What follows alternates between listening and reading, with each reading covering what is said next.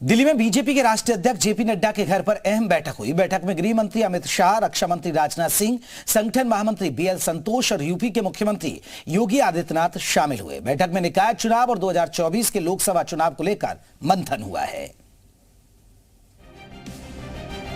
BJP आलाकमान mission 2024 की तैयारियों में जुट गया है।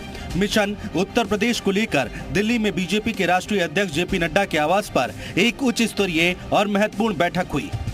जेपी नड्डा के आवास पर चली इस महत्वपूर्ण बैठक में गृह मंत्री अमित शाह, रक्षा मंत्री राजनाथ सिंह, संगठन महामंत्री बीएल संतोष और यूपी के सीएम योगी आदित्यनाथ शामिल हुए। करीब 2.5 घंटे तक चली बैठक में निकाय चुनावों की रणनीति के साथ साथ 2024 लोकसभा चुनावों की तैयारियों को लेकर भी चर्चा हुई। यूपी में हाल ही में हुए उपचुनाव के नतीजे बीजेपी के लिए कुछ अच्छे नहीं रहे हैं। एक ओर मैनपुरी लोकसभा सीट पर सपा ने बम्पर जीत हासिल की, तो वहीं दूसरी ओर खतौली सीट जीतकर जैन चौधरी ने पश्चिमी यूपी में बीजेपी के लिए एक नई चुनौती खड़ी कर दी, क्योंकि खतौली में जिस तरह जाट, गुर्जर, मुस्लिम, दलितों ने एकजुट होकर सपा आरएलडी गठबंधन को वोट किए हैं, अगर इसी फॉर्मूले पर आगामी निकाय चुनाव में भी वोटिंग हुई तो बीजेपी के लिए अपनी सीटें भी बचाए रखना मुश्किल होगा।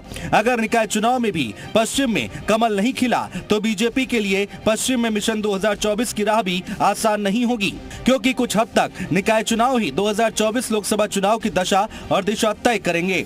यही वजह है कि बीजेपी नगर निकाय चुनाव हो या 2024 लोकसभा चुनाव, किसी तरह की कसर नहीं छोड़ना चाहती।